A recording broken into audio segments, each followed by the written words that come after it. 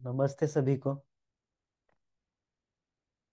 आज हम पोर्शन का अगला हिस्सा या अगला पॉइंट सीखेंगे। पिछले लेक्चर में हमने द्रव्य के बारे में पढ़ा था। अभी द्रव्य के आगे का जो पॉइंट है, द्रव्य वर्गीकरण या द्रव्य का क्लासिफिकेशन, तो वो सीखेंगे हम इस स्लाइड में। इन स्लाइड्स में हमें आयुर्वेद के दृष्टिकोण से या अकॉर्डिंग टू आयुर्वेद जो कुछ क्लासिफिकेशन हमें मिलता है वो हम देखेंगे। और लास्ट में हम इस क्लासिफिकेशन का इम्पोर्टेंस देखेंगे। ये क्लासिफिकेशन क्यों करना चाहिए या इसका यूज क्या है हमें आगे। तो बेसिकली क्लासिफिकेशन ऑफ द्रव्याज इन क्लासिकल टेक्स्ट, तो हमें आयुर्वेद की किताबों में या आयुर्वेद के जो क्लासिकल टेक्स्ट हैं, क्लासिकल टेक्स्ट माने बृहत्त्रयी और लघुत्रयी जिसमें आता है। बृहत्त्रयी इस शब्द का अर्थ होता है बृहत यानी बड़े, और त्रयी मतलब तीन। वैसे ही लघुत्रयी है मतलब छोटे तीन। तो बृहत्त्रयी में कौन से तीन ग्रंथ आते हैं, तो वो है चरक संहिता, सुश्रुत संहिता और अष्टांग हृदय। और जो लघुत्रयी है उसमें शारंदर संहिता, योग रत्नाकर और भाव प्रकाश संहिता, ये तीन आते हैं। तो ये हमारे क्लासिकल टेक्स्ट हो गए। तो इन टेक्स्ट में द्रव्य वर्गीकरण कैसे मिलता है वो आज हम देखेंगे। तो बेसिकली द्रव्य वर्गीकरण या क्लासिफिकेशन आपको जो आगे सामने दिख रहा है स्लाइड में, ये सब मिलेंगे। पर हम अपने हिसाब से, अपने रिक्वायरमेंट के अनुसार द्रव्य क्लासिफिकेशन और भी बना सकते हैं या और भी कर सकते हैं। ये छूट हमें ग्रंथों में या हमें आयुर्वेद में मिलती है। तो पहला जो मुद्दा है, ये मैं स्लाइड एक बार आपको बता देता हूँ पढ़ के। तो द्रव्य वर्गीकरण में पहला जो है वो द्विविध या दो तरह का मिलता है, चेतन और अचेतन द्रव्य। वैसे ही कार्य कारण, इन दो क्लासिफिकेशन से द्रव्य को क्लासिफाई किया जा सकता है। उसके बाद पंचविध मिलता है जो हमारे महाभूत के आधार पर होता है। उसके बाद त्रिविध के दो दो प्रकार मिलते हैं, जंगम, औद्भिद, पार्थिव। और दूसरा जो है वो शमन, कोपन और स्वस्थ ही द्रव्य। उसके बाद विविध में कार्य भेद से शोधन, शमन द्रव्य मिलते हैं। षड्विध में रस भेद के अनुसार मुद्रादि छः, त्रिविध विपाक भेद के अनुसार मधुरादि तीन, दोषज्ञत्व भेद से वातज्ञादि तीन, या उससे भी ज्यादा हो सकते हैं, दो दो दोषों का अगर मानेंगे तो। द्विविध भेद से द्विविध में वीर्य भेद से उष्ण और शीत, और कर्म भेद से नानाविध मिलेंगे हमें। ग्रंथों में कर्म भेद से बहुत दिए गए हैं। चरक में 50 महाकषाय दिए गए हैं। वाग्भट में शोधनादि संग्रह अध्याय में, मतलब जो सूत्र स्थान का 15वां अध्याय है, उसमें गण दिए गए हैं, 33 गण है, 33 गण है। फिर पंचकर्म के अनुसार द्रव्य को क्लासिफिकेशन मिलता है। ये जो हो गई, ये एग्जाम्पल के लिए है। ये हमें ग्रंथों में एक उदाहरण के तौर पर मिलते हैं, पर हम अपनी रिक्वायरमेंट के अनुसार क्लासिफाई और भी कर सकते हैं। मैं आपको आगे बताऊंगा कि वो कैसे करना है, और उसके साथ हमें यूज भी पता चलेगा उसका। तो द्रव्य वर्गीकरण जो है वो करना क्यों है, द्रव्य को क्लासिफाई क्यों करना है। तो बेसिकली अगर हम दुनिया में देखेंगे तो द्रव्य कितने हैं। दुनिया के द्रव्यों की हम बात छोड़ देंगे, पर अगर हम अपने खुद के आयुर्वेद के अगर मेडिसिन ही देखेंगे तो बहुत है। मतलब इतना नंबर इतना है कि अ, हम मतलब बता नहीं सकते, इतना बड़ा नंबर है। और उसी में अगर हम क, आयुर्वेद का कथन देखेंगे तो जगति एवं अनौषधम, मतलब जगत में ऐसा कुछ नहीं है जो औषध नहीं है। मतलब हम औषध जब देखते हैं तो हमारे आंखों के सामने वनस्पतियां ही आती हैं, जैसे गुड़ुचि हो गया, यष्टि हो गया। पर कुछ कुछ ऐसी चीजें जो हम औषधि के रूप में यूज कर सकते हैं। फॉर एग्जाम्पल एक इंस्टेंस बताता हूँ मैं। हमारे एक गुरु थे, उनसे मैंने ये सुना था कि उन्होंने अगरबत्ती का जो राख होती है उसे भी औषधि के रूप में यूज किया था।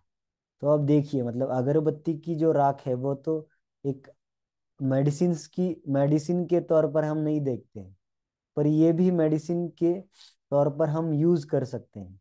तो वो कैसे, उसका भी आगे मैं बताऊंगा आपको वो कैसे यूज कर सकते हैं। तो everything in this world can be said to be dravya which can be perceived और फेल्ट। हमने द्रव्य पिछली लेक्चर में पढ़ा था कि द्रव्य क्या है। जो जो चीज हम गुणों से और कर्मों की बदौलत महसूस कर सकते हैं वो द्रव्य है, और द्रव्य को हम महसूस करने के लिए अपने 6 ज्ञानेंद्रियों का यूज करते हैं। So it is very hard to consider every dravya separately for study or use. So in order to ease the dravya study, dravyas are classified using Samanya and Vishesh Siddhant. This criteria of Vargikaran or classification is used everywhere. In Ayurveda classification, this is done using different factors using Samanya and Vishesh. Samanya is used to find combining or same feature, while Vishesh helps to find contrasting or different features among compared or classified द्रव्यास। तो क्या है, अभी हम आयुर्वेद में classification के लिए use क्या करते हैं, तो एक सिद्धांत है सामान्य विशेष सिद्धांत जो हमने फर्स्ट ईयर में पढ़ा है, उसका ये एप्लीकेशन है। सामान्य माने ऐसा भाव जो कि दो या ज्यादा चीजों को एक समान कर देता है, या उन्हें देखने देखने की जो फीलिंग होती है वो एक समान आती है। जैसे कि अगर मैं बोलता हूँ मधुर, अम्ल, लवण, तिक्त, कटु, कषाय, ये क्या है, तो ये 6 अलग चीजें हैं, पर उनको अगर आप समान रूप से देखोगे तो सभी के सब वो रस के अंदर आते हैं। तो उनमें समानता क्या हुई, तो ये सभी रस हैं। पर उनमें अगर आप विशेष देखोगे तो विशेष क्या हुआ, तो विशेष आपको बहुत कुछ मिलेगा। मधुर से अम्ल अलग है, अम्ल से लवण अलग है, मधुर से लवण अलग है। तो सभी जो हैं उनकी अपनी अपनी कुछ विशेषताएं हैं, सभी के अपने अपने विशेषण हैं। तो इसी सामान्य और विशेष इस सिद्धांत से हम क्लासिफिकेशन को टूल की तरह यूज कर सकते हैं। वैसे क्लासिफिकेशन किया क्यों जाता है, तो क्लासिफिकेशन स्टडी इजी हो इसके लिए किया जाता है। पर हम वैद्यों के लिए classification, we can use classification as a tool. अब कैसे हम यूज करेंगे, तो हम वैद्य होके जब ट्रीटमेंट देंगे तो हमारे रिक्वायरमेंट के अनुसार, पेशेंट की रिक्वायरमेंट के अनुसार, काल के रिक्वायरमेंट के अनुसार, ऐसे हमारे पास जो जो उपलब्धि है या जो जो हमारे पास चीजें उपलब्ध है हम उन्हीं में से हम अच्छी चीजें सेलेक्ट करके यूज कर सकते हैं। इसके लिए क्लासिफिकेशन बहुत ही जरूरी है। फॉर एग्जाम्पल मैं आपको एक एग्जाम्पल देता हूँ। जैसे कि अभी कोई पेशेंट आता है जिसके गले में खराश है, जिसके गले में रुक्षता है, बहुत ज्यादा बोलने की वजह से उसके गले में रुक्षता आ गई है और उसे खांसी आ रही है। तो आप क्या करोगे, आप अगर अपनी बुक निकाल के देखोगे तो उसमें खांसी के लिए, खांसी पे यूज होने वाले अनेक द्रव्य हैं। तो उनमें से आप कौन सा सेलेक्ट करोगे, तो सिलेक्शन के लिए आपको ये सामान्य या विशेष सिद्धांत उपयोगी पड़ता है।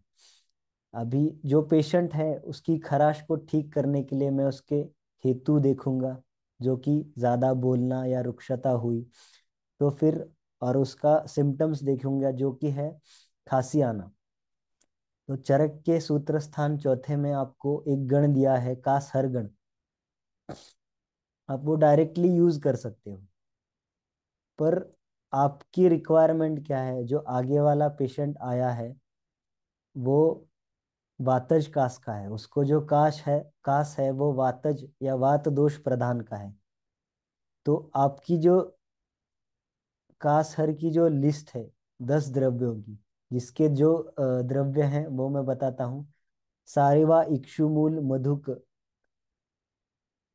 पिप्पली, द्राक्षा, विदारी, हंसपादी, कंटकारी, बृहति, ऐसे 10 द्रव्य हैं इसमें। अ, तो इसमें से आपको आपके पेशेंट के अनुसार कौन सी उचित है वो ढूंढना चाहिए, मतलब ढूंढना पड़ेगा। इसके लिए विशेष ये महत्व रखता है। जैसे आपको कासहराबी गण मैंने बता दिया, वो मिल गया आपको चरक सूत्र स्थान में। अभी आपके पास 10 द्रव्य है, पर आपका जो पेशेंट है वो वातज कास का है, तो इसलिए इसमें से कुछ जो द्रव्य हैं वो निकालने पड़ेंगे। जैसे कि इक्षुमूल, जो कि इक्षु जो होता है वो थोड़ा सा वातकर होता है, इसलिए हमें इक्षु को निकालना पड़ेगा। इसलिए हमारे पास अभी 9 द्रव्य रह गए। तो हमने विशेष क्या लगाया? हमारा सामान्य था कि कास हर गण, उसमें हमने विशेष लगाया कि हमें सिर्फ वातज कास पे यूज होने वाले द्रव्य चाहिए, वात बढ़ाने वाले नहीं। तो उसमें से हमारा एक निकल गया। अभी हमें 9 द्रव्यों का गण मिल गया, जिसमें हम और एक विशेष लगेंगे कि हमारा जो पेशेंट है वो छोटा बच्चा है। ठीक है। तो अभी छोटे बच्चे को आप कड़वी दवाई या फिर तीखी दवाई तो दे नहीं सकते हो, उसे कुछ मधुर यूज करना पड़ेगा या ऐसी चीज यूज करनी पड़ेगी जो आसानी से खा सकेगा। तो हमारे जो 9 की लिस्ट थी उसमें से पिप्पली जैसे चीजें, या फिर बृहति जैसी चीज, या फिर कंटकारी जैसी मेडिसिन, ये एक्सक्लूड हो जाएंगी, क्योंकि ये कड़वी हैं और तीखी हैं, यानी कटु तिक्त रसात्मक हैं। तो ये तो बच्चा नहीं खाएगा, इसलिए ये एक्सक्लूड हो जाएंगी। तो हमारे पास क्या बचता है? तो हमारे पास मधुक बचता है, यानी यष्टि बचती है, द्राक्षा बचता है, विदारी बचती है। अभी फिर हमारे पास एक ये हमें और एक विशेष विशेष लगाना पड़ गया कि जो पेशेंट है वो आउट ऑफ स्टेशन है।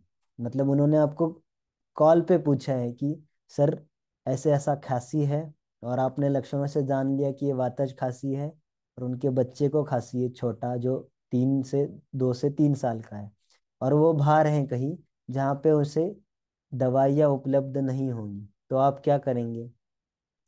तो आपकी जो लिस्ट थी, जो बची हुई लिस्ट थी द्राक्षा, मधुक और विदारी की, उसमें से आप विदारी को हटा देंगे, क्योंकि विदारी आपको किसी किराना की दुकान में तो मिलने नहीं वाली। इसलिए आपके पास 2 ऑप्शन बच जाते हैं, वो कि मधुक यानी यष्टि, और काले मुनक्के यानी द्राक्षा, जो बीज वाले मुनक्के होते हैं। तो इन दोनों में से आप फोन पे ये दोनों ही चीजें बता सकते हैं, इसमें से ये दोनों चीजें मोस्टली अवेलेबल रहेंगी मार्केट में। उसमें उसमें से भी अगर काले मुनक्के आप बताएंगे तो वो कोई भी किराने की दुकान में उनको मिल जाएंगे। तो ऐसे होते हैं चिकित्सा, मतलब आपके पास रिसोर्सेज क्या है, आपके पास रिक्वायरमेंट क्या है, उसके मुताबिक आपको चिकित्सा अपनी बदलनी पड़ती है।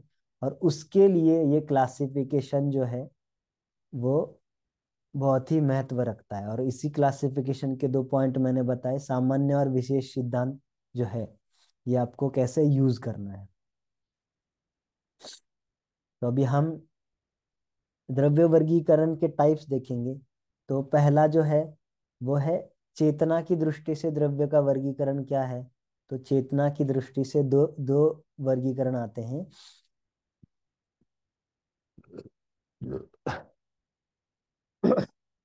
सॉरी।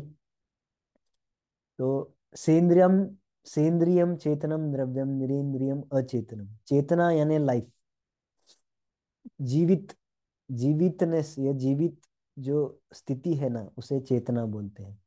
तो सेंद्रियम चेतनम द्रव्यम, जो द्रव्य सेंद्रिय है या सेंद्रिय वस्तु से उत्पन्न हुए हैं उसे चेतन द्रव्य बोलेंगे या सेंद्रिय द्रव्य बोलेंगे। और जो निरेंद्रिय है, जो इंद्रिय विहित है, जो इंद्रिय पोजेस नहीं करते हैं, वो अचेतन द्रव्य हो गए। अभी सेंद्रिय माने क्या? तो जिन्हें इंद्रिय है, जिन्हें सुख दुख, ये जो भाव हैं, मानसिक भाव, ये होते हैं और ये वो प्रकट करते हैं। उन्हें सेंद्रिय या चेतन द्रव्य बोलते हैं। और निरेंद्रिय अचेतन माने जिन्हें इंद्रियां नहीं होती, जिन्हें कुछ भाव नहीं होता है, जिन्हें सुख दुख ये कोई भाव नहीं होता है, उन्हें अचेतन बोलते हैं। चेतन द्रव्य में हम खुद को पकड़ सकते हैं, या प्राणी हो गए, पेड़ हो गए। निरेंद्रिय या अचेतन में हम पत्थर पकड़ सकते हैं, जल पकड़ सकते हैं, जो कि इन सिंपल वेज चेतन मतलब लिविंग ऑर्गेनिजम्स और अचेतन मतलब नॉन लिविंग ऑर्गेनिजम्स। आगे चेतन द्रव्य जो हैं उन्हें भी क्लासिफाई, उनका भी क्लासिफिकेशन आगे मिलता है, अंतचेतन और बहिश्चेतन। अंतचेतन मतलब जो कि अपनी जो फीलिंग्स है वो प्रकट नहीं करते, या उनकी फीलिंग्स प्रकट होती हुई हम अनुभव नहीं कर सकते। जैसे कि पेड़ हो गए, पेड़ को आप काटोगे या फिर मारोगे तो वो चिल्लाएगा या रोएगा, ऐसा हमें नहीं दिखता है। वैसे बहिश्चेतन जो है वो अपनी फीलिंग्स प्रकट करते हैं, जैसे हम हो गए, एनिमल्स हो गए। आपको कहीं कोई कांटा लग जाएगा तो आप चिल्लाते हो, रोते हो, या दर्द की फीलिंग व्यक्त करते हो, तो वो बहिश्चेतन हो गए। मनुस्मृति में जो अंतः चेतन है उनका उनके एग्जाम्पल्स दिए गए हैं। वृक्ष गुल्मम बहुविधम तथैव तृणजातयः बीज कांड रुहाणि एव प्रतान वल्य एव च तमसा बहुरूपेण वेष्टिता कर्म हेतुना अंतः संज्ञा भवन्ति एते सुख दुख समन्विताः। मतलब बड़े बड़े वृक्ष हो गए, छोटे वृक्ष हो गए, तृण जाति मतलब घास हो गई, घास की जातियां हो गई, बीज, जो बीज जर्मिनेट होते हैं वो हो गए, कांड रूहानी मतलब हम जो स्टेम के कटिंग्स लगाते हैं, जिस जैसे कि हिबिस्कस, उसकी स्टेम कटिंग लगाने पे उसमें से पेड़ आता है, तो वो हो गए, प्रतान हो गए। प्रतान यानी क्रीपर्स, जो जैसे दुर्वा हो गई, जो जमीन पे ही, मतलब उनके जो स्टेम्स होते हैं वो बुड़ी नहीं होते, इसलिए वो अलोंग द जमीन ही ग्रोथ करते हैं। तो ये अपने जो सुख दुख है या अपनी फीलिंग्स है ये प्रकट नहीं कर पाते, तो ऐसा क्यों है? तो मनुस्मृति में उसका कारण बताया है, तामस भाव, तम गुण जो उनके अंदर ज्यादा होता है, या फिर कर्म हेतु ना, मतलब पूर्व जन्म जन्म के उनके जो कुछ कर्म है उसकी वजह से वो कर नहीं पाते हैं। आगे, अभी जो ये अंत चेतन द्रव्य मैंने बताया आपको, पेड़ हो गया, पौधे हो गए, तो इन ये जीवंत है या हम कैसे जानेंगे? हम तो उनके फीलिंग्स देख नहीं सकते, पर वो अपनी कुछ हरकतों से हमें उनके फीलिंग्स या उनका जीवंतपना दिखाते हैं। जैसे कि सनफ्लावर आपने देखा होगा, सूर्य की तरफ मुड़ता है, इसका मतलब क्या? तो उसे, वो सूर्य की फीलिंग्स को जान लेता है, वो रात को कहीं चंद्र की तरफ मुड़ता हुआ नहीं दिखता है, वो सूर्य होगा तो ही मुड़ेगा, सूर्य की दिशा में ही मुड़ता है। जैसे कि और एक है लवली, जो जिसे हम राय आंवले भी बोलते हैं, छोटे छोटे आंवले होते हैं वो, मीडियम साइज का पेड़ होता है। तो जब लाइटनिंग होती है या जब बिजली गड़गड़ चमकती है, तभी उसी सीजन से उसमें फ्रूटिंग शुरू होता है। ऐसा बहुत बार देखने के लिए मिलता है। और एक है कि हमारे ग्रंथों में उदाहरण मिलता है, अशोक, सीता अशोक जो होता है, यानी जो सच्चा अशोक या आयुर्वेदिक जो अशोक जो बताया गया है, उसको अगर कोई सुंदर कन्या अगर लात मार दे या अपने पैर से छुए, तो वो बढ़ता है, ऐसा, या उसमें बढ़ाव दिखता है, ऐसा कहा गया है, या उसको फूल आते हैं, उसके बहुत सुंदर फूल होते हैं। आपको सेकेंड ईयर में देखने के लिए मिल जाएगा आपके कॉलेज में। तो ऐसे बहुत से चीजें हैं, या ऐसे हमें ये जो अंतश्चेतन द्रव्य हैं इनके फीलिंग को हम जान सकते हैं। या फिर एक लज्जालु जो होता है, अ, जिसको जिसके पत्तों को हाथ लगाने पे उसके पत्ते कम हो जाते हैं या छिप जाते हैं। वो स्पर्शनीय इंद्रिय का एग्जाम्पल है। उसको टच करते ही उसके जो पत्ते होते हैं वो क्लोज हो जाते हैं। उसे संस्कृत में लज्जालु बोलते हैं। मतलब वो लज्जा दिखाता है अपनी। वैसे बहुत से उदाहरण हैं आयुर्वेद में। Science has reached so far, so scientifically we can prove plant and living beings on the basis of cell organelles, cell components, they grow, breathing signs, respond to stimuli and living thing. तो अंतश्चेतन का जो मैंने examples बताए ये हम directly अनुभव कर सकते हैं, देख सकते हैं। पर साइंटिफिकली भी जो लिविंग ऑर्गेनिजम्स होते हैं वो लिविंग ऑर्गेनिजम्स कैसे हम बताते हैं। जो भी लिविंग ऑर्गेनिजम्स होते हैं उनके अंदर सेल होते हैं या सेल ऑर्गेनल्स होते हैं। यानी सेल की जो चीजें हैं, सेल के अंदर की जो चीजें, जैसे सेल वॉल हो गया, माइटोकॉन्ड्रिया हो गया, फिर और बड़े बहुत सारे सेल ऑर्गेनल्स हैं। और फिर ये जो सेल है ये रिप्रोडक्शन दिखाते हैं। ये जो ऑर्गेनिजम्स हैं ये रिप्रोडक्शन दिखाते हैं।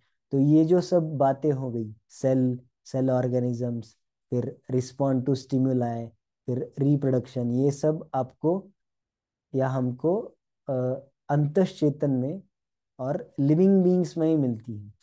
हमें पत्थर में या फिर किसी मिनरल में ये सब चेतन दिखता नहीं है। किसी पत्थर को हम माइक्रोस्कोप में देखेंगे तो उसमें ब्रीदिंग साइंस हो गए या सेल ऑर्गेनल्स हो गए या रिप्रोडक्शन हो गया या रिस्पॉन्स हो गया, ये सब नहीं दिखता है। तो वो सब बहिश्चेतन, सॉरी, वो सब नॉन लिविंग बींग्स हो गए। अभी आता है बहिश्चेतन। बहिश्चेतन मैंने जैसे आपको बताया, हम हो गए, एनिमल्स हो गए, जिनकी जो फीलिंग्स होती हैं वो व्यक्त होती हैं और वो दिखती हैं बाहर। आगे बढ़ेंगे।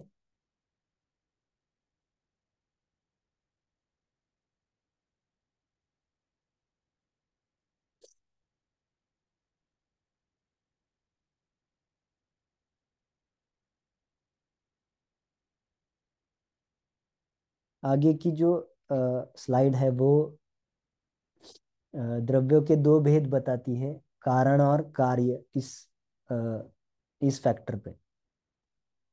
पिछले लेक्चर में आपको मैंने बताया था कारण और कार्य द्रव्य क्या होते हैं। खादिन्यात्मा मन कालो दिशश्च द्रव्य संग्रह, ये सब जो नौ है ये कारण द्रव्य हो गए।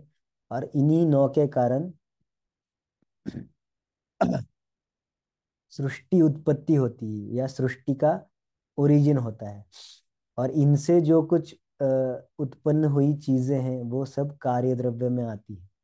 कारण द्रव्य जो होते हैं वो आदि अनादि अनंत होते हैं, यानी कि उनको कोई ओरिजिन भी नहीं होता है और उनका कोई अंत भी नहीं होता है। वैसे कार्य द्रव्य को एक स्पेसिफिक ओरिजिन होता है और स्पेसिफिक एंड भी होता है। वो द्रव्य जन्म लेते हैं और खत्म भी होते हैं।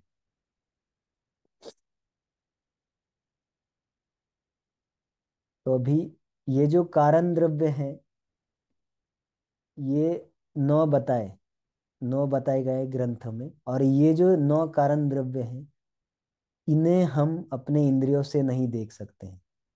इन्हें हम अप्रत्यक्ष रूप से वैसे तो फील कर सकते हैं। हमारी जो आत्मा है हम उसे महसूस कर सकते हैं, क्योंकि हमारे पास पंचभौतिक शरीर है।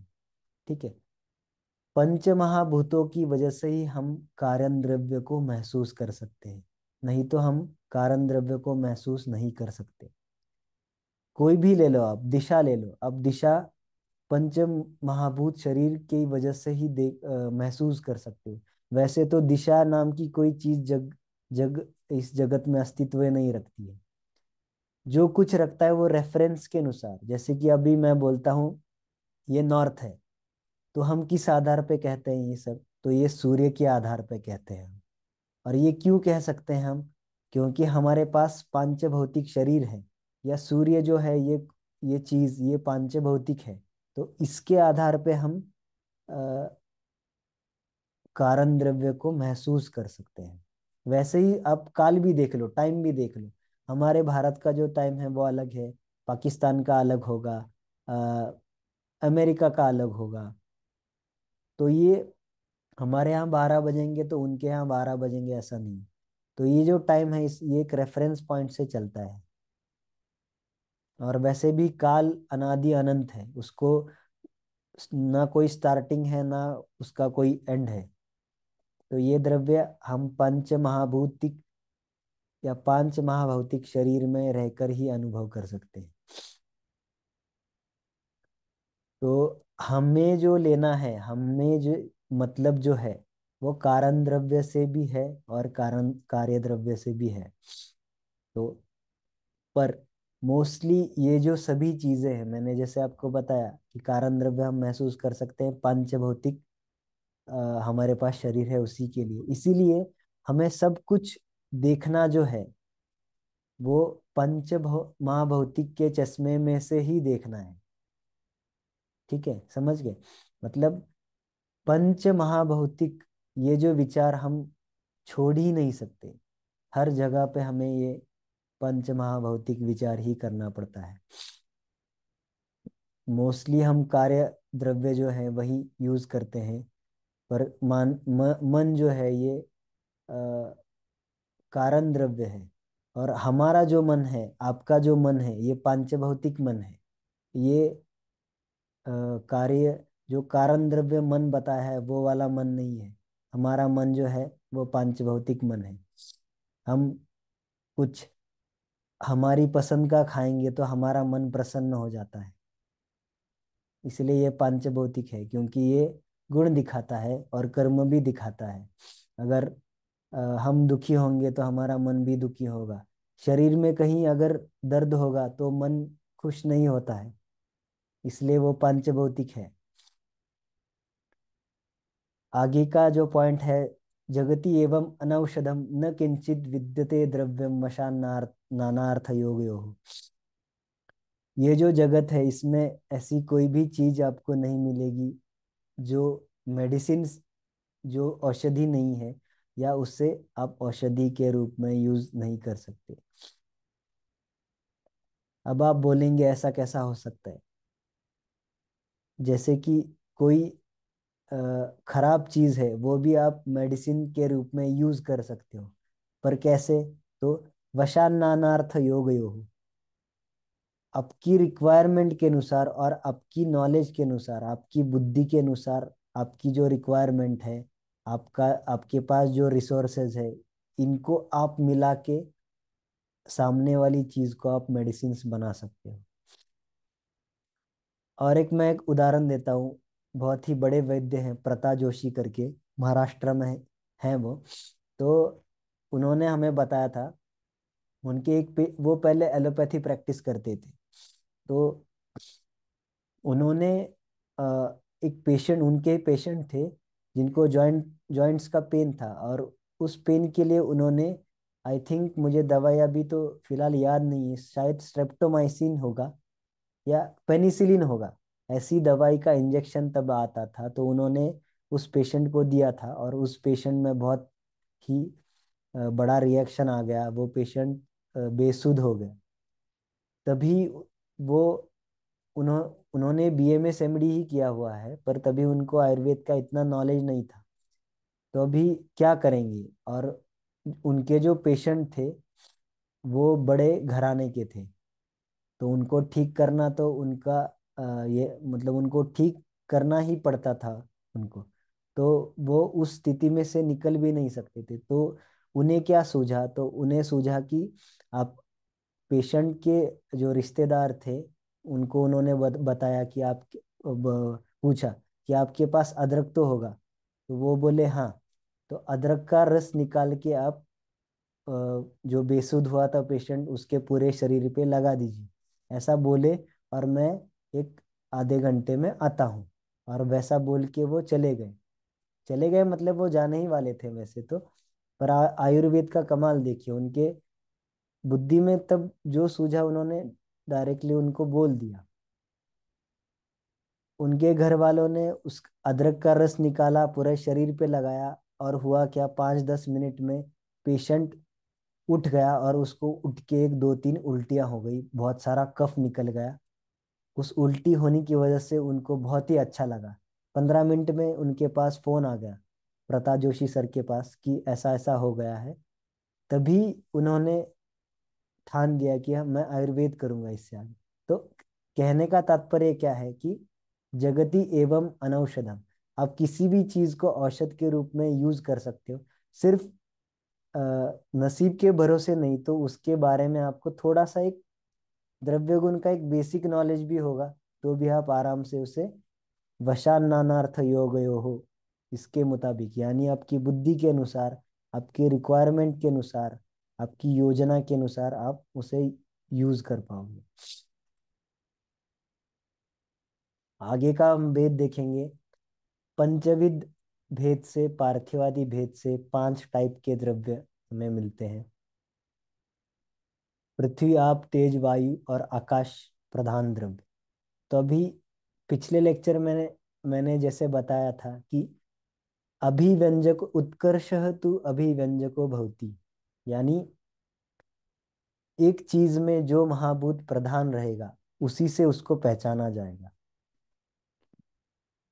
जैसे कि जल, जो जल महाभूत है, जो आप हम पानी पीते हैं, वो क्या है? वो सिर्फ आप महाभूत नहीं है। मैंने जैसे बताया कारण द्रव्य जो है, कारण द्रव्य आप महाभूत, वो हम देख नहीं सकते या महसूस नहीं कर सकते। हम जो कुछ महसूस कर सकते हैं वो सिर्फ पंचभौतिक ही है। तो ये या पंचभौतिक शरीर से ही हम उसे परख सकते हैं या महसूस कर सकते हैं। तो हम जो पानी पीते हैं वो क्या है? वो पंचभौतिक पानी है। तो इससे इस पानी को हम आप प्रधान ऐसा बता रहे हैं। या कोई हम जैसे कि हम कोई रोटी खाते हैं, तो उसे क्या बोलते हैं? हम ये पार्थिव प्रधान चीज है। हम कहीं हवे में टहलने के लिए जाते हैं, हमें जो हवा लगती है वो भी पंचभौतिक है। उसे हम वायु प्रधान, मतलब ये वायु है या वायु वायु प्रधानता है उसमें, ऐसा बोलते हैं। तो यानी क्या? तो पार्थिवादि जो द्रव्य हैं इनमें जो महाभूत प्रधान है या जो महाभूत ज्यादा क्वांटिटी में है या क्वालिटी में है, उसे उसका नाम मिलता है। पार्थिव पहला देखेंगे, तत्र द्रव्यम गुरु स्थूल स्थिर गंध गुणोन्मणम पार्थिवम गौरव स्थैर्य संघातोपचाया वह। तो अभी मैंने तो आपको बता दिया कि ये रोटी पार्थिव है, पानी, जल आप महाभूत प्रधान है, वायु जो हम महसूस करते हैं वो वायु प्रधान है। पर हम जो इनके अलावा जो द्रव्य है वो पहचानेंगे कैसे कि ये पार्थिव है, ये जलीय है या आकाशीय है? तो इनके गुणों से। पार्थिव जो द्रव्य है वो क्या दिखाएगा? तो गुरुता दिखाएगा, स्थूलता दिखाएगा, स्थिरत्व दिखाएगा, गंध गुण प्रधानता दिखाएगा, गंध गुण दिखाएगा। और क्या दिखाएगा? तो कर्मों में दिखाएगा, गौरव दिखाएगा। जब आप पार्थिव, समझो एक द्रव्य है, आपको पता नहीं कि ये पार्थिव है, पर आप उसका सेवन करते हो और फील करते हो कि उसके थोड़े अभ्यास के बाद या थोड़े दिनों के बाद आपका वजन बढ़ गया है, आपके शरीर में गौरवता महसूस हो रही है, तो उसके मुताबिक आप क्या जज कर पाओगे कि ये जो द्रव्य है ये पार्थिव है। वैसे ही अगर आप ज्यादा पानी पीते हो तो क्या आएगा? पेशाब के लिए ज्यादा जाना पड़ेगा, यूरिन के लिए ज्यादा जाना पड़ेगा। तो इससे आप क्या जान पाओगे कि जलीय महाभूत ज्यादा आप सेवन कर रहे हो, ये जो है ये जलीय महाभूत है। ये गुणों से हमें पता चलेगा, क्योंकि जलीय महाभूत का एक सरगुण रहता है।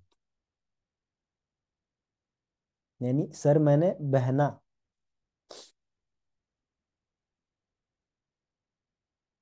ये देखिए, सॉरी एक स्लाइड आगे आ गई। हाँ, आप द्रव शीत गुरु स्निग्ध मंद सांद्र रसोल्बणम, ये द्रव गुण मैंने बताया आपको। द्रव गुण की वजह से हम पहचान सकते हैं कि ये जलीय प्रधान है। जैसे दूध हो गया, वो द्रव है, में द्रव यानी लिक्विड स्टेट में। शीत द्रव्य, शीत गुण दिखाने वाला जो द्रव्य है वो आप प्रधान है, ऐसा हम बोल सकते हैं। पर ये जो शीत गुण है, ये आप वायु में भी देखोगे। तो अभी वायु में और आप महाभूत में भेद क्या? तो दूसरे गुण भी हैं जो भेद बताते हैं। सिर्फ एक गुण का द्रव्य आपको सृष्टि में नहीं मिलेगा कि सिर्फ शीत गुण ही आपको उड़ता हुआ नजर आ रहा है, ऐसा नहीं होगा। सारे गुणों का मिलके एक द्रव्य बनता है। एक गुण का या एक रस का ऐसा द्रव्य इस सृष्टि में हो ही नहीं सकता है। वैसे ही अ, द्रव शीत गुरु स्निग्ध मंद सांद्र रसोलमणम आप्यम स्नेहन विश्यंद क्लेद प्रहलाद बंध कृत। तो आप जो महाभूत है वो क्या दिखाएगा? द्रव गुण, शीत गुण, गुरु गुण, स्निग्ध गुण, मंद गुण, सांद्र गुण, रसोलमणम, मतलब रस महाभूत रस ये गुण दिखाएगा, विशेष गुण दिखाएगा। स्नेहन ये कर्म दिखाएगा, विषंदन कर्म दिखाएगा, क्लेदन दिखाएगा, प्रहलादन दिखाएगा, बंध कृत यानी ज्वाइनिंग ये दिखाएगा। ये सब आप महाभूत दिखाएगा। तो अभी ये जो गुण है और ये जो कर्म है वो हम आगे डिटेल में बहुत पढ़ने वाले हैं, इसलिए आप टेंशन मत लीजिए। ये सिर्फ आपको अभी समझाने के लिए है। ये हम पूरा डिटेल में आपको समझाएंगे। उसके बाद आता है अग्नेय। अग्नेय में रुक्ष तीक्ष्णोष्ण विशद सूक्ष्म रूप गुणोल्बणम, ये सभी गुण दिखते हैं आपको। रुक्ष दिखता है, तीक्ष्ण दिखता है, उष्ण विशद सूक्ष्म दिखता है, और रूप ये विशेष गुण दिखता है। कर्म क्या दिखता है? तो वदाह दिखता है, भा दिखता है। भा यानी प्रभा, यानी कांति, जो त्वचा की या किसी भी लिविंग ऑर्गेनिज्म पे जो दिखता है उसे बोलते हैं। जैसे लिविंग ऑर्गेनिज्म या कोई आपको अपने एनाटॉमी में डिसेक्शन के बाद कोई बॉडी दिखी होगी, आपने देखी होगी, तो उसकी जो एक झलक होती है वो अलग होती है, वो भा में नहीं आती। ठीक है, तो भा यानी जीवंतपना या जीवितपना। वर्ण यानी कॉम्प्लेक्शन, प्रकाश पचनात्मकम, ये उसके कर्म है। वायु में क्या दिखेगा आपको? वायव्यम रुक्ष विशद लघु स्पर्श गुणोल्बणम रक्ष लाघव वैशद्य विचार ग्लानि कारकम। रुक्ष विशद लघु स्पर्श गुण ये दिखेंगे, स्पर्श उसका विशेष गुण है। रक्ष लाघव वैशद्य विचार ग्लानि कर ये कर्म दिखेंगे। आकाश में नाभसम सूक्ष्म विशद लघु शब्द गुणोल्बणम सौशीर्य लाघव करम जगत्येवं मनौषधम। नाभस इस द्रव्य में क्या दिखेगा आपको? तो सूक्ष्मत्व दिखेगा। सूक्ष्मत्व यानी पेनिट्रेशन पावर। विशदत्व दिखेगा। लघु लघुता या लाइट वेट दिखेगा, शब्द ये उसका विशेष गुण है। सौशीर्य दिखेगा। सौशीर्य मतलब स्पेस ऑक्यूपाई करना, है ना, वैक्यूम। उस दिन जैसे मैंने बताया, चरक जी ने अप्रतिघात ये आकाश का गुण बताया है। अप्रतिघात यानी कुछ न होना, यही आकाश है। लाघव करम जगति एवं अनौषधम। आगे का जो भेद है या क्लासिफिकेशन है वो है त्रिविध स्वरूप भेद से, जंगम, अद्भिद और पार्थिव। बहुत ही इजी है ये। जंगम माने मोटाइल लिविंग ऑर्गेनिजम्स, यानी प्राणी हो गए, हम हो गए। उद्भिद यानी नॉन मोटाइल लिविंग ऑर्गेनिजम्स, यानी पेड़ हो गए, पौधे हो गए। उद्भिद यानी जो जमीन में से निकलते हैं उसे उद्भिद कहते हैं। पार्थिव यानी जमीन से रिलेटेड या खुद जमीन ही, जैसे मेटल्स हो गए, मिनरल्स हो गए, सोना हो गया, चांदी हो गया।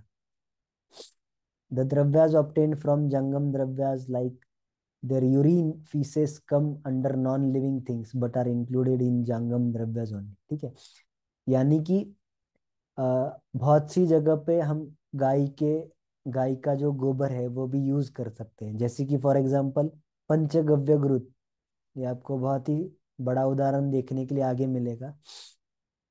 तो इसमें हम उस गाय का गोबर और गाय का गोमूत्र भी यूज कर सकते हैं। तो ये जो गोमूत्र और गोमय है यानी गोबर है, ये जंगम द्रव्य में ही आता है, यानी कि मोटाइल लिविंग ऑर्गेनिजम्स का ही पार्ट माना जाता है, ना कि पार्थिव में आता है, ऐसा नहीं। पार्थिव में जो कुछ मेटल्स वगैरह आते हैं ये सब आपको रसशास्त्र इस सब्जेक्ट में सीखने को मिलेगा। और जो कुछ जंगम और उद्भिद है इसका मोस्ट पार्ट आपको हमारे अपने द्रव्य गुण में सीखना है। जंगम द्रव्य को प्राणिज द्रव्य भी बोलते हैं। प्राणिज यानी जिनमें प्राण होता है।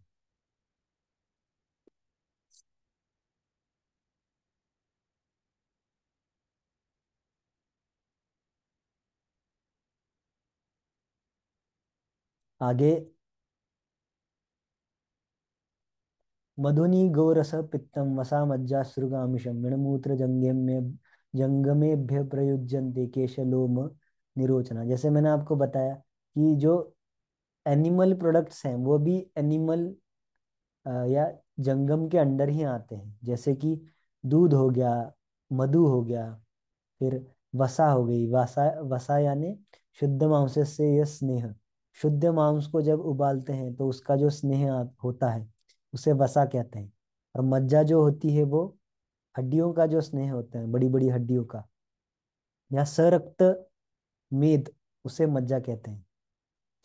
ये आप अभी याद रखिए, आपको आगे ये डिटेल में सीखने के लिए मिलेगा डिफरेंट सब्जेक्ट्स में। अश्रु, अश्रु यानी रक्त। प्राणी का रक्त यूज किया जाता है बस्ती के लिए वगैरह, तो उसमें वो भी इसी के अंडर आता है, यानी जंगम द्रव्य के अंदर ही आता है। फिर केश लोम निरोचना हो गया। केश यानी बाल, प्राणियों के बाल यूज होते हैं, उनके शरीर के बाल यूज होते हैं, पूंछ के बाल यूज होते हैं, या दूसरी चीजें यूज होती हैं, गोबर यूज होता है, मूत्र यूज होता है। जंगम जो द्रव्य है यानी कि प्राणी जो द्रव्य है, इनको आगे, उनके आगे चार भेद होते हैं, या और आगे क्लासीफाई होते हैं वो। जरायुज, अंडज, स्वेदज और उद्भिज में। जरायुज मतलब जो they directly take birth from जरायु और प्लासेंटा, वूम से या फिर गर्भाशय से जो जन्म लेते हैं वो जरायुज में आते हैं। उसमें ह्यूमन हो गए, गाय हो गई, टाइगर हो गए। अंडज यानी जो अंडे से जन्म लेते हैं, जैसे कि पक्षी, बहुत से पक्षी हो गए, कई सांप हो गए। कोई कोई सांप जरायुज में भी आते हैं जो कि डायरेक्टली बर्थ देते हैं बेबीज को। कोई, और उसके बाद स्वेदज हो गए, जैसे कि जो स्वेदज यानी मार्श में से या फिर किसी कंपोस्ट में से जो बाहर आते हैं, या फिर डिकेइंग मटेरियल में से जो बाहर आते हैं, कीड़े हो गए। आपने बहुत बार देखा होगा गोबर, अगर सूखा हुआ गोबर, पता नहीं आपने देखा होगा कि नहीं, उसमें से कीड़े बाहर आते हैं छोटे छोटे, तो वो जो हो गए वो स्वेदज हो गए। उद्भिज यानी जो कि डायरेक्टली जमीन में से आते हुए दिखते हैं, जैसे कि सेंट्रीपीड हो गया, यानी बहुत पैरों वाला, जिसे हम मराठी में गोम बोलते हैं। या फिर फ्रॉग्स हो गए। इंद्रगोप जो कीड़ा होता है, बारिश के समय लाल लाल रंग का कीड़ा जो घूमता हुआ दिखाई देता है। वो मतलब प्रचलित है कि वो देखने पे पैसे मिलते हैं, ऐसे बोलते हैं लोग। तो वो कीड़ा भी हमें उद्भिज में से, उद्भिज इस ग्रुप में देखने को मिलेगा, या इस क्लासिफिकेशन के अंदर देखने को मिलेगा।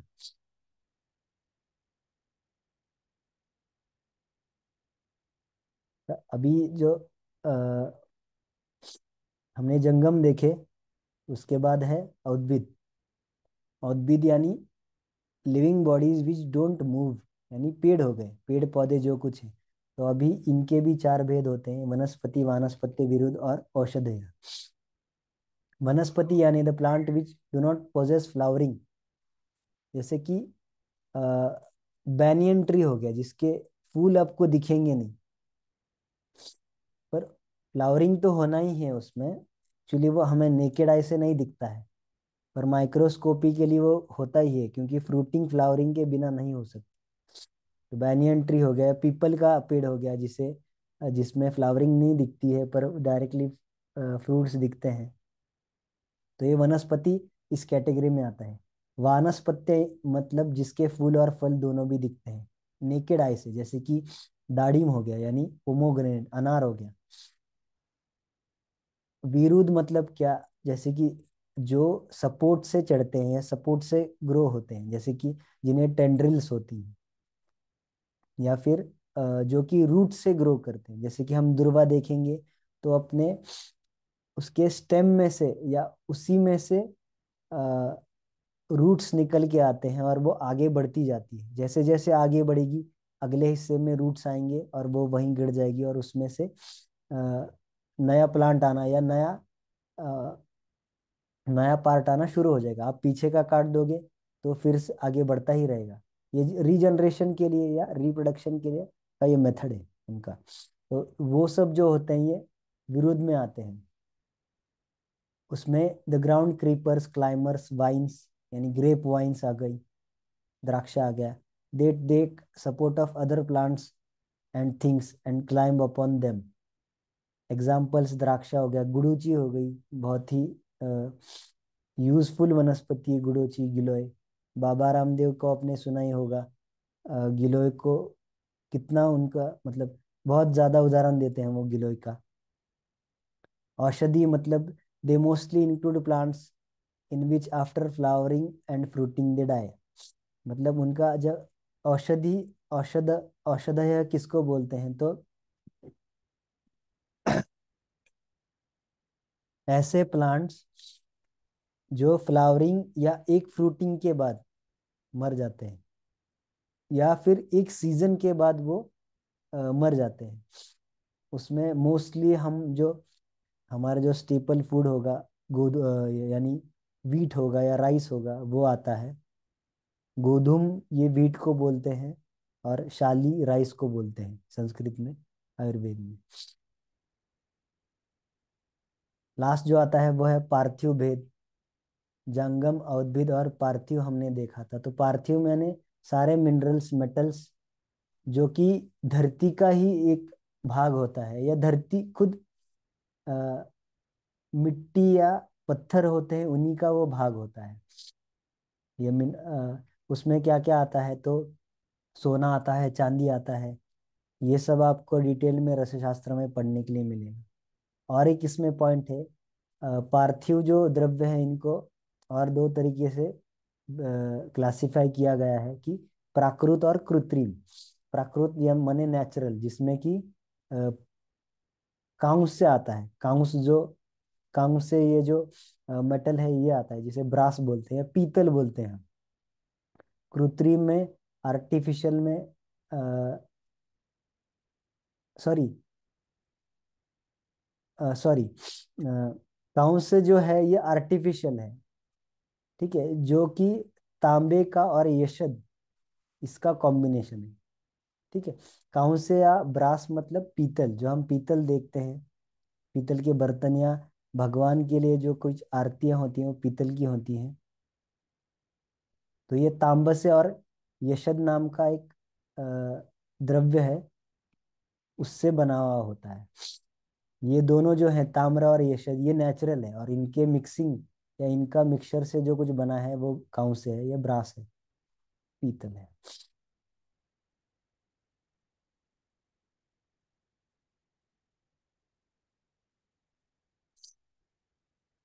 आगे त्रिविध भेद आपको देखने के लिए मिलेगा ग्रंथ में। शमन, कोपन, स्वस्थ, हित, ये द्रव्यों के भेद है। शमनम, कोपनम, स्वस्थ, हितम, द्रव्यम इति त्रिधा। ये हमने मतलब आपने ये लास्ट साल अष्टांग हृदय के पहले अध्याय में पढ़ा है। तो शमन, कोपन, स्वस्थ, हित ऐसे तीन टाइप्स के द्रव्य होते हैं। अभी इसका प्रैक्टिकल इंपॉर्टेंस बहुत ही है, मैं आपको बताता हूँ। तो ये जो शमन, कोपन, स्वस्थ, हित ये जो भेद है ये प्रभाव से भेद है या स्वभाव का भेद है। मतलब क्या होता है, तो ये जो द्रव्य है जैसे कि शमन द्रव्य है, या इनका आप सेवन करोगे तो आपके बॉडी के जो विटिएटेड या दुष्ट दोष हैं ये शमन हो जाएंगे। कोपन कोपन द्रव्यों का अगर आप सेवन करोगे तो आपके जो दोष हैं जो सही स्थिति में है वो भी खराब हो जाएंगे या वो भी दुष्ट हो जाएंगे। और स्वस्थ हित ऐसे द्रव्य हैं जो कि आपकी बॉडी को मेंटेन करेंगे। तो ये कैसे होता है, तो ये स्वभाव से होता है।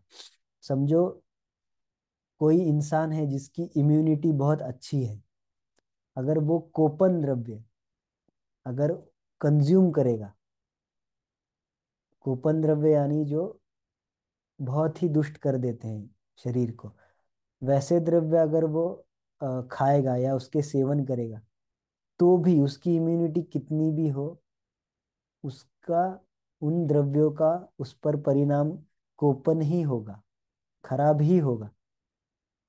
सिर्फ फर्क क्या होता है कि उसके शरीर का बल इतना होता है कि जो कुछ दोष दुष्ट हुए हैं या खराब हुए हैं वो लक्षण नहीं दिखा पाते।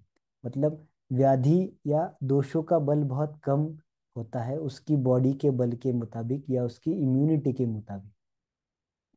इसलिए हमें इन तीन द्रव्यों से प्रैक्टिकली पता क्या चलता है, तो हमें मोस्टली स्वस्थ हित द्रव्य इन्हीं का सेवन करना चाहिए। कोपन जो द्रव्य है इनका सेवन करना वर्ज्य ही हो, भले आप बहुत ही अच्छे स्टैमिना वाले हो, अच्छे इम्यूनिटी वाले हो, पर ये द्रव्य जो कोपन द्रव्य हैं ये अपना स्वभाव नहीं छोड़ते और वो दुष्ट शरीर को करते हैं। वैसे शमन द्रव्य जो होते हैं वो जब दोषों का शमन करना है, दोषों को दुष्ट दोषों को कम करना है, उसके लिए लाक्षणिक यानी क्षणिक यूज होंगे, for a period of time, not always, but for always you have to use स्वस्थ हितम द्रव्य। स्वस्थ हित द्रव्य में क्या आता है, जो हम रोज का खाते हैं वो सब आता है। जैसे चावल हो गया, या रोटी या नान के लिए जो अनाज है, हमारी दालें हैं, घी है, दूध है, ये सब हो गया। शमन में क्या आ गया, शमन में सारे औषधि द्रव्य आ गए जो हम यूज करेंगे व्याधि में या दोष को कम करने के। कोपन में क्या आ गया, कोपन में मंदक दधी आ गया। मंदक दधी मतलब आधा बना हुआ दही, मतलब जो पूरा दूध भी नहीं होता और पूरा दही भी नहीं होता, दोनों के बीच की स्टेज होती है, उसे मंदक दधी बोलते हैं आयुर्वेद में। तो ऐसा जो दधी होता है वो त्रिदोष कर होता है, यानी तीनों दोषों को शरीर में बढ़ाता है।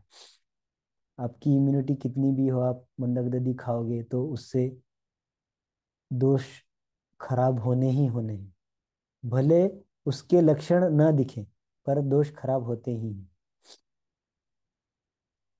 शमन द्रव्य का एग्जाम्पल मैंने बताया, गुड़ूची है, पित्त शामक के लिए धमासा है।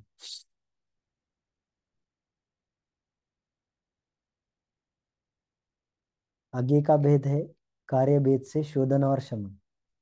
ठीक है, शोधन यानी जो कुछ खराब दोष हैं उन्हें शरीर से पूरा बाहर निकाल देना, और शमन मतलब शरीर से बाहर ना निकाल कर उन दोषों को वहीं पे विरोधी गुण से कम कर देना।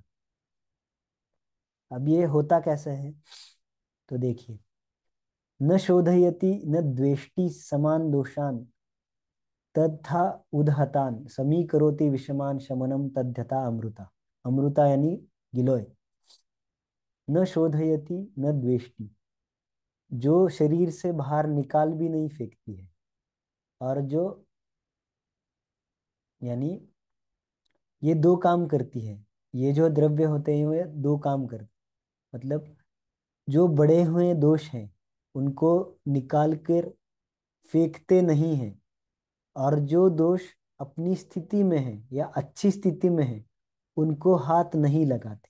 तो क्या करते हैं, तो जो कुछ बड़े हुए दोष हैं उनको समान कर देते हैं या उनको अच्छी स्थिति में लाके रख देते हैं, इसे बोलते हैं शमन। और ऐसी कौन सी द्रव्य है, तो ऐसी है अमृता।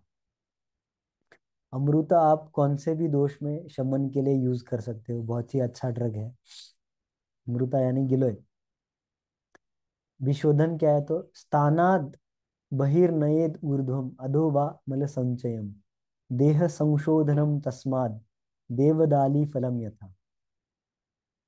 शोधन यानी उल्टी के रूप में या फिर पेट साफ या पर्येषण के रूप में दोषों को बाहर निकालना, यानी वामक रूप में या विरेचन रूप में, विरेचक रूप में दोषों को शरीर से बाहर निकालना मतलब शोधन।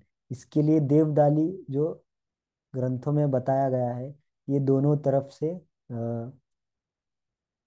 शोधन कर देता है। मोस्टली अभी यष्टि भी एक ऐसा द्रव्य है जो यूज किया जाता है, वो वामक है एक्चुअली, पर उसका उससे ही थोड़ा सा विरेचन भी हो जाता है, थोड़ा सा परगेशन या संरक्षण जिसे बोलते हैं वो हो जाता है। तो देह संशोधन या शोधन के लिए एक यष्टि भी एक द्रव्य है। तो ये प्रकार देख लिया हमने। षड्विध भेद से आगे का हम एक क्लासिफिकेशन देखेंगे।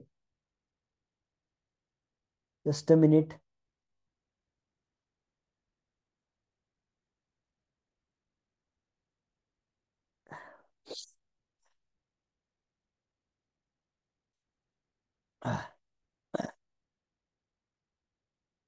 षड्विध भेद से अभी रस 6 हैं।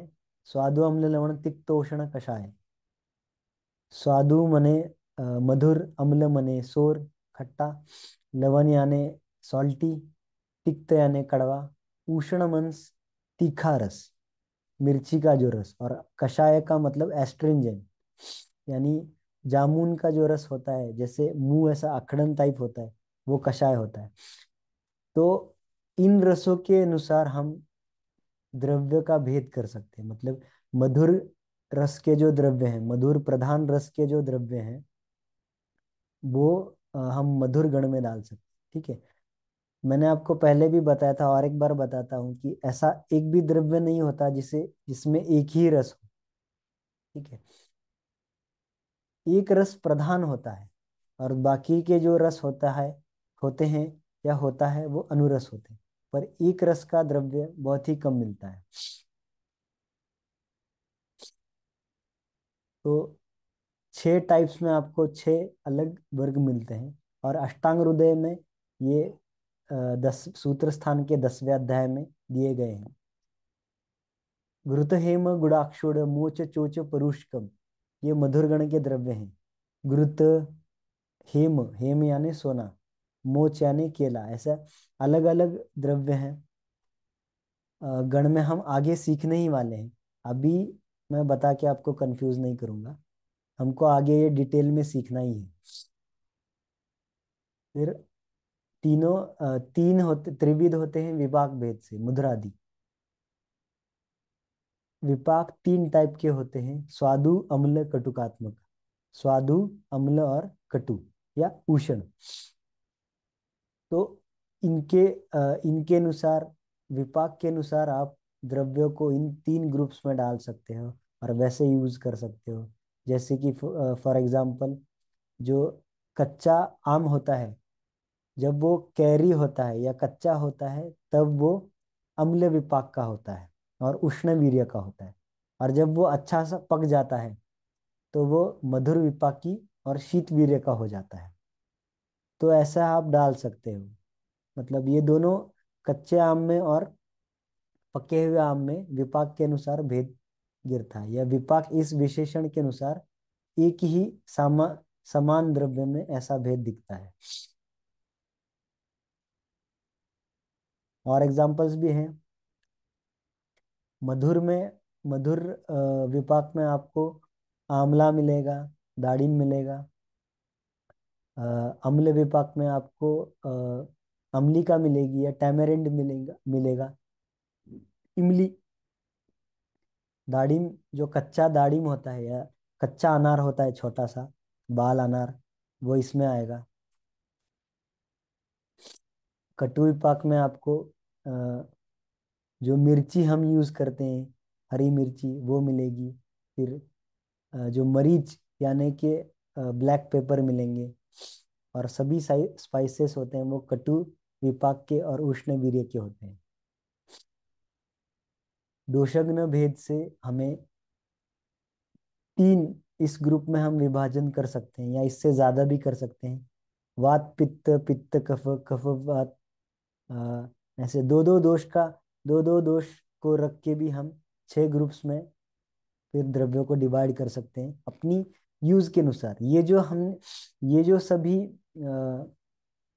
वर्गीकरण है, ये हमारी इजीनेस के लिए, हमें यूज करने में दिक्कत ना हो, या हम आसानी से जो हमारे पास रिसोर्सेज हैं उन पे युक्ति लगा के आराम से यूज कर पाए पेशेंट पे, इसलिए ये सब दिया गया है। तो ये आपने अष्टांग हृदय के पहले अध्याय में ये श्लोक पढ़ा है। तत्राद्य मारुतम ग्नन्ति त्रयस्तिक्तादय कफम कषाय तिक्त मुद्रा पित्तम अन्ये तो कुर्वते। यानी तत्राद्य मारुतम ग्नन्ति, पहले जो 3 रस है यानी मधुर अम्ल लवण, ये मारुत को यानी कि वायु का शमन करते हैं। तो वातग्न जो द्रव्य हैं उसमें आप पहले 3 रस के जो जितने भी द्रव्य हैं वो आप रख सकते हो। उसके बाद त्रयस्तिक्तादय कफम, तिक्तादि माने तिक्त, कषाय और मधुर, ये जो 3 रस हैं इनके जो द्रव्य है ये, सॉरी, तिक्तादय कफम यानी तिक्त, कटु और कषाय, ये जो 3 रस हैं इनके जो द्रव्य हैं ये कफ को कम करते हैं। तो इनके जो द्रव्य हैं मतलब तिक्त, कटु, कषाय, इस ग्रुप में जो द्रव्य आते हैं वो आप कफ के लिए यूज कर सकते हो। फिर कषाय तिक्त मधुरा पित्तम अन्ये तो कुर्वते, ये जो 3 रस हैं या इस रस के जो द्रव्य आपको मिलेंगे वो पित्त में आप यूज कर सकते हैं। तो ये क्या हुआ, ये एक बेसिक नॉलेज हो गया। पर इसके आगे मतलब रसों के साथ आपको विपाक भी देखना पड़ता है, आपको वीर्य भी देखना पड़ता है।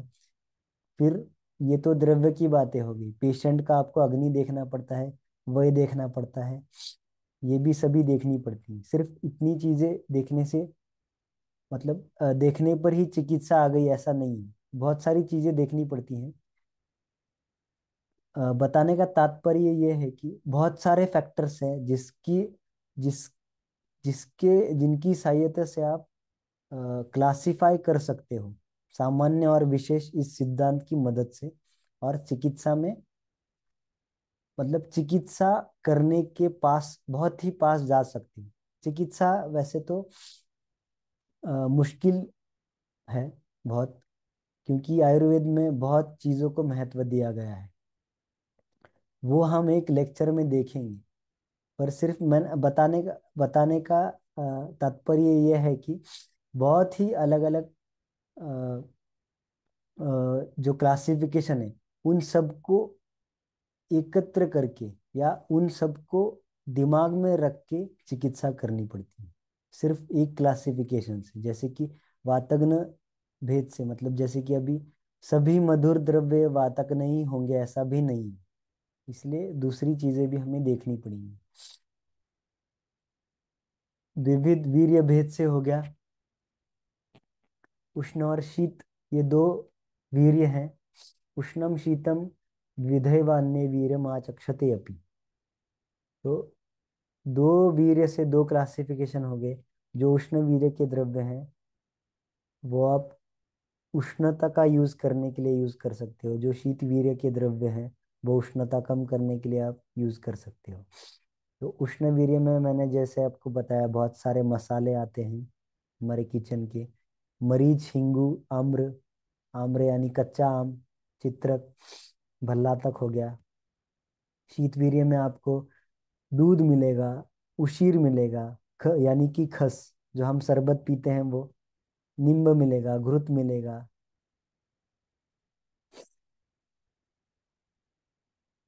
जैसे पिछले स्लाइड में मैंने बताया कि सिर्फ आप एक क्लासिफिकेशन से चिकित्सा नहीं कर सकते, ठीक है। शीतवीर्य आपको पित्त में काम करेगा, पर शीतवीर्य रुक्षता की प्रेजेंस से वात भी बढ़ाएगा, तो आपको वो भी देखना पड़ेगा। मतलब एक ही क्लासिफिकेशन से चिकित्सा नहीं होती, बहुत सारे फैक्टर्स हमें देखने पड़ते हैं।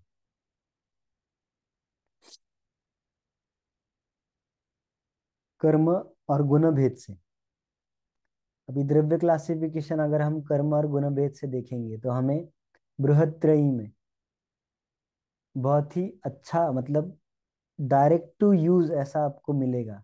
गण मिलेंगे या द्रव्यों की लिस्टिंग मिलेगी। चरक संहिता में चौथे अध्याय में 500 द्रव्यों को 50 महाकषायों में, ईच महाकषाय कंसिस्टिंग ऑफ 10 ड्रग्स, ऐसा ग्रुपिंग किया है। मतलब ऐसे 50 ग्रुप्स दिए हैं, एक ग्रुप में 10-10 द्रव्य हैं। ऐसे टोटल 500 द्रव्य दिए गए हैं, आप उन जिन्हें डायरेक्टली यूज कर सकते हो।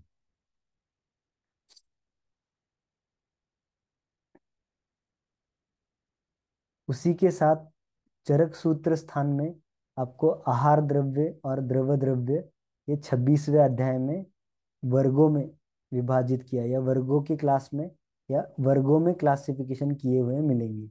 तो चरक में इसमें चरक ने 12 वर्ग टोटल बताए हैं, जिसमें है शुक धान्य वर्ग, शमी धान्य, मांस वर्ग, शाक वर्ग, फल वर्ग, हरित वर्ग, ऐसे टोटल 12 वर्ग बताए हैं। शुक धान्य मीन्स जिन्हें शुक होता है, वैसे शमी धान्य मीन्स पल्सेस, मांस वर्ग यानी जो कि मांस है, या अ, अ, जिसे हम नॉन वेजिटेरियन जो लोग होते हैं उनके लिए मांस वर्ग है, या जिनमें हम मांस यूज कर सकते हैं। शाक वर्ग यानी जो भी सब्जियां होती हैं। फलिक वर्ग यानी all the fruits, vegetable fruits हो गया, या हमारे जो रूटीन फ्रूट्स हो गए। वैसे ही हरित वर्ग, मध्य वर्ग, ये सब वर्ग दिए हैं।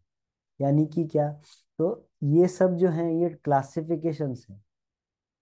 द्रव्य को ग्रुप्स में रखा गया है हमारी यूज के ईज के लिए। फॉर एग्जाम्पल, आपके पास अगर पेशेंट आता है जो कि वेजिटेरियन है, तो आप क्या करोगे, तो आप मांस वर्ग उसके लिए यूज नहीं कर पाओगे। उसका अगर वजन बढ़ाना हो तो आप मांस वर्ग यूज नहीं कर पाओगे, या फिर एनिमल ओरिजिन की जो चीजें हैं वो आप यूज नहीं कर पाओगे। एनिमल ओरिजिन नहीं, मीट ओरिजिन की जो चीजें हैं वो यूज नहीं कर पाओगे।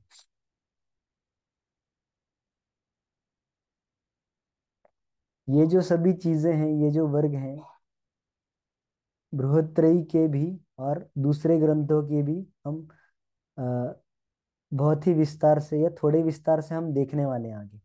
आपको इस लेवल पे ये इतना डिटेल नहीं लगेगा, आपको मैं ये एमडी में काम आएगा, पर हम थोड़े विस्तार से अगले लेक्चर में इसे देखेंगे। तो यही सुश्रुत में क्या कैसे दिया गया है। सुश्रुत में आपको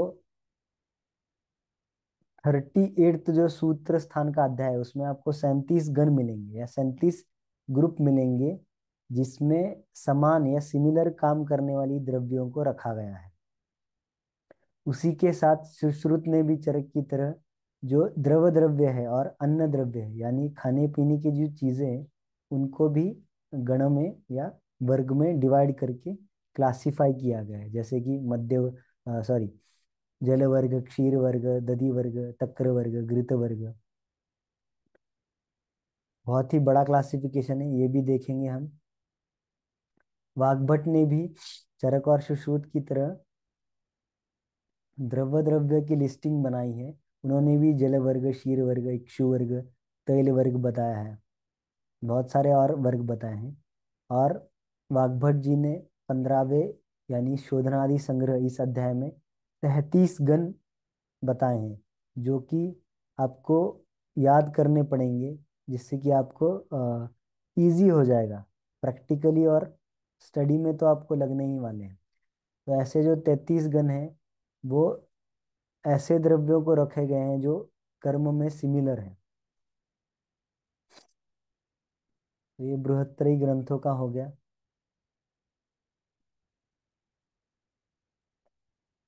मदनपाल निघंटू एक्सप्लेन 7 आहार वर्गास।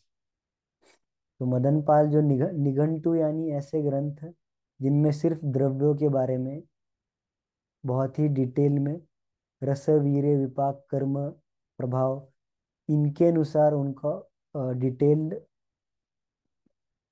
डिस्क्रिप्शन मिलता है। वैसे ही राज निघंटु में 23 वर्ग हैं। कैयदेव निघंटु में 9 वर्ग हैं, जिसमें से 4 ही खान पान के वर्ग हैं, बाकी अलग हैं।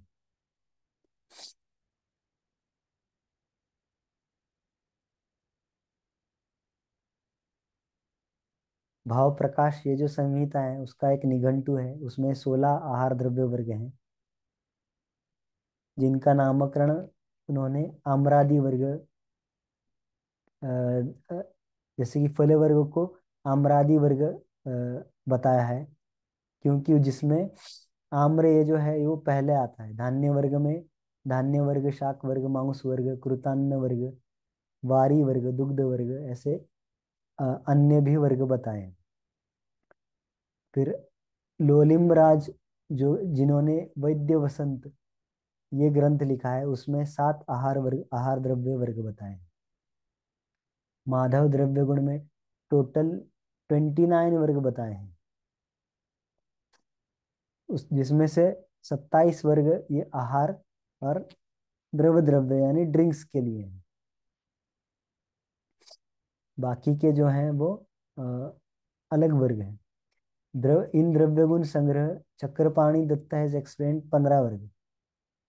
द्रव्य गुण संग्रह ये जो ग्रंथ है ये चक्रपाणि दत्त जी ने लिखा हुआ है, इसमें उन्होंने 15 वर्ग बताए हैं।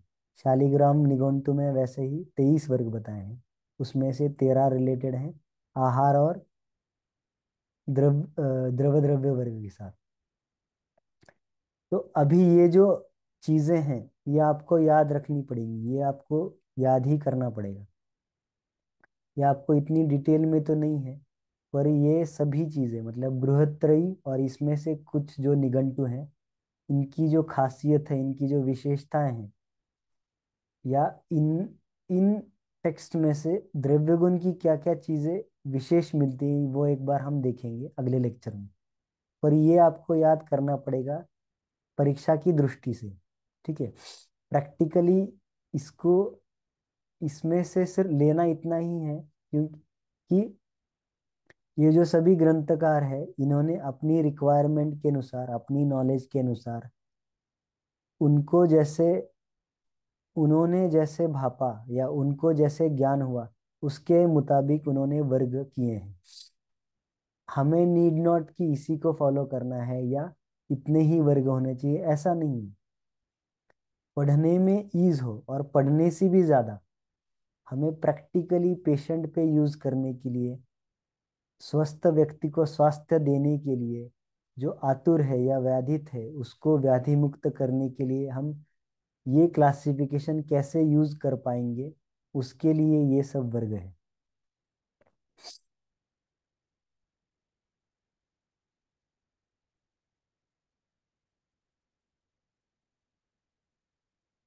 अभी है लास्ट पॉइंट, क्लासिफिकेशन का इम्पोर्टेंस क्या है। जैसे मैंने आपको बताया कि ये जो क्लासिफिकेशन है ये एक टूल है, आप इसे अपने प्रैक्टिस में यूज कर सकते हो। मैं एक एग्जांपल देता हूँ। फिर से मैंने शायद ये पहले भी दिया था। जैसे आपके सामने जो पेशेंट आता है और आपकी जो रिक्वायरमेंट है, प्लस आपके पास जो मेडिसिन उपलब्ध है, प्लस अभी कौन सा ऋतु चल रहा है, इन सब के मुताबिक आपको सामान्य और विशेष इन सिद्धांतों को मुद्देनजर रखते हुए आपको क्लासिफिकेशन की नीड पड़ती है। द्रव्य जो हमने देखे अभी इस संसार में, या हम सिर्फ द्रव्य गुण अपने ही सब्जेक्ट में द्रव्य देखेंगे तो बहुत सारे द्रव्य हैं। या फिर फॉर एग्जाम्पल चरक सूत्र स्थान चौथे अध्याय में जो महाकषायों का अध्याय है, उसमें चरक आचार्य ने लगभग 370 अलग द्रव्य बताए हैं। उसमें से हमें कौन सी रिक्वायरमेंट है वो हम किसी क्लासिफिकेशन से चुन सकते हैं। मतलब समानता क्या हुई, ये सब मेडिसिन द्रव्य हैं, उसमें हमने विशेषता क्या लगाई कि हमें कौन सी रिक्वायरमेंट है, या हमारे सामने जो पेशेंट है उसकी रिक्वायरमेंट के अनुसार हमें जो चाहिए वो हम द्रव्यों की लिस्टिंग उसमें से निकाल लेंगे। तो निकाली हुई जो लिस्टिंग है या क्लासिफिकेशन है, उसमें हम विशेष लगाएंगे कि हमारी क्या रिक्वायरमेंट है। जैसे कि आगे वाला जो पेशेंट है उसका वय कम है, तो हम वय के मुताबिक उस लिस्टिंग पे विशेष लगाएंगे, या विशेष इस फैक्टर से देखेंगे, तो उसमें से कुछ एक्सक्लूड हो जाएंगे, कुछ इंक्लूड हो जाएंगे। जो इंक्लूडेड लिस्ट है उस पे और एक हम विशेष लगाएंगे या फैक्टर लगाएंगे, जैसे कि अग्नि, सामने वाले पेशेंट का अग्नि अच्छा है या बुरा है, उसके मुताबिक जो हमारी निकाली हुई लिस्टिंग है उसमें से कुछ और इंक्लूड हो जाएंगे और एक्सक्लूड हो जाएंगे। तो ऐसे करके हमें क्लासिफिकेशन की मदद से प्रैक्टिस के लिए आगे बढ़ना पड़ता है और क्लासिफिकेशन का ऐसा यूज करना पड़ता है। सो धन्यवाद।